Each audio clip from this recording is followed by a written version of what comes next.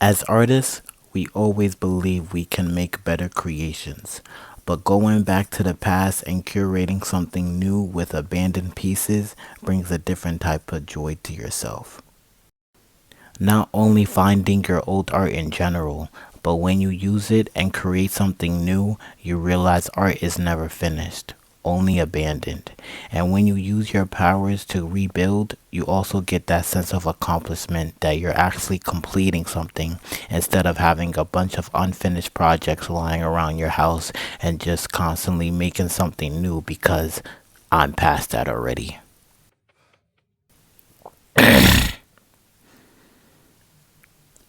Forgotten voice notes on your phone, forgotten films on SD cards, forgotten works of art on your computer or scraps of paper.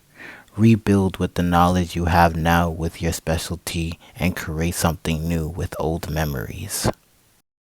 And when you share it, no one will tell the difference of when the old you abandoned it and when the new you rebuilt it.